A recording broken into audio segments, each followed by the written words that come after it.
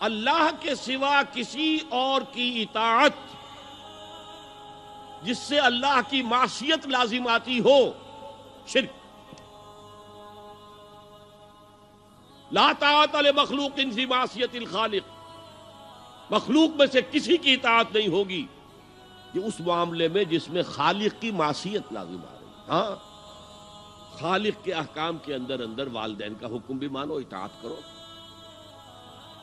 اساتذہ کا حکم مانو، کسی اور کو اپنا لیڈر مانا ہے اس کا حکم مانو، لیکن ناٹ بیونڈ وہ جو سرکل ہے کتاب و سنت کا، اس سے باہر نہیں۔ لا طاعت لمخلوق فی معصیت الخالق، یہ آپ الجبرے کے فارمولے کے طور پر اپنے سامنے رکھیے۔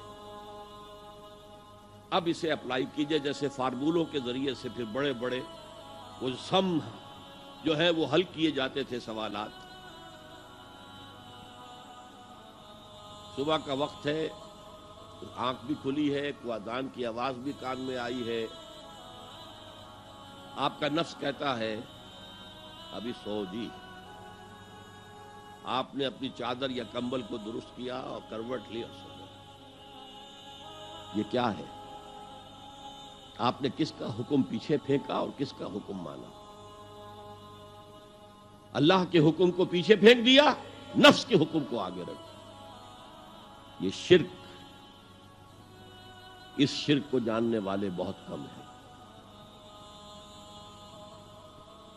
مولانا روم نے خوب کہا تھا، نفس ما ہم کم ترس فرعون نیست لیکن ایراعون نیست۔ میرا نفس بھی فرعون سے کم نہیں ہے۔ فرعون نے کہا تھا نا، الیس لی ملک مصر وہذہ الانہار تجری من تحتی، کیا اس ملک مصر کی حکومت میری نہیں ہے؟ اور سارا جو یہ آپ پاشی کا نظام ہے، انہار کا نظام ہے، وہ میرے کنٹرول میں نہیں ہے؟ جس کا چاہوں موگا کھلا رکھوں، جس کا چاہوں بند کر دوں۔ یہ تھا خدائی کا دعویٰ، انا ربکم الاعلی۔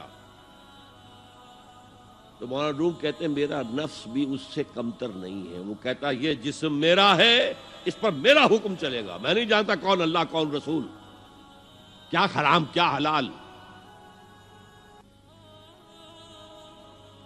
تو فرعون سے کم تو نہیں ہے میرا نفس، لیکن ایراعون اس کی بہت مدد تھی، فوج تھی، لاؤ لشکر تھا، تو اس نے زبان سے بھی کہہ دیا کھل کر انا ربکم الاعلی۔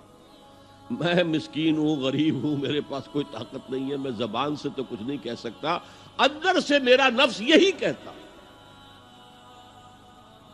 یہ نفس کی حکومت قرآن کہتا ہے، میں حیران ہوتا ہوں، دو جگہ یہ مضمون آیا ہے، ارأیت من اتخذ الہہ ہواہ افانت تکون علیہ وکیلا۔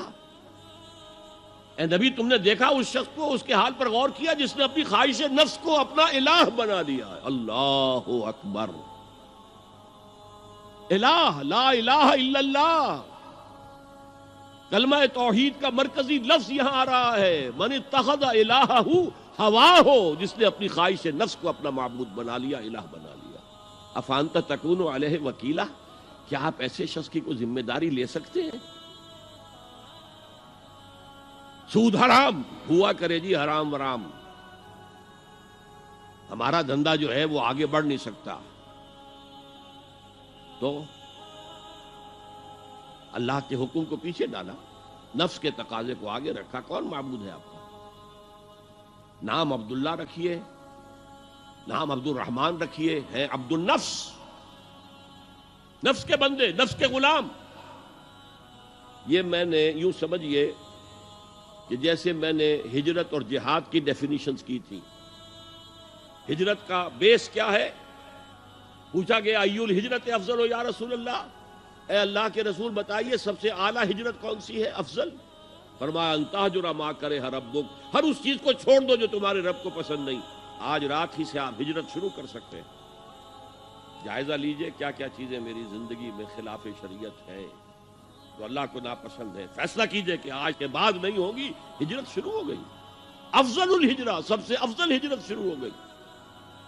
لیکن ٹاپ پر لے جائیے تو یہ ہجرت جب اللہ کے دین کو قائم کرنے کی جدوجہد اس مرحلے پر آ جائے کہ اب باطل کے ساتھ ٹکراؤ ہے اور اب چاہیے کہ ساری قوت ایک مرکز پر جمع ہو جائے، ہجرت فرض کر دی گئی، وہ ہجرت گھر بار چھوڑ کر، اہل و عیال کو چھوڑ کر، اور مکے کے بھیڑیوں کے رحم و کرم پر چھوڑ کر اپنے گھر والوں کو جو لوگ ہجرت کر کے آئے، حکم تھا۔ ہجرت مدینہ فرض تھی، ہجرت حبشہ فرض نہیں تھی، صرف اجازت تھی کہ جن سے سختیاں نہیں جھیلی جا رہی مزید وہ چلے جائیں۔ تو ہجرت کا یہ ابتدائی نقطہ، انتہا یہ جہاد، المجاہد من جاہد نفسہ، جہاد تو یہاں سے شروع ہو گیا، اپنے نفس کے خلاف جہاد کرنا۔ صبح نفس نے کہا ابھی سو جاؤ، آپ نے نفس کی بات کو رد کیا، اپنا کمبل اٹھا کے پھینکا، اٹھے، وضو کیا، نماز کے لیے آپ مسجد چل دیے، آپ نے جہاد کیا نفس کے خلاف۔ یہ افضل الجہاد ہے۔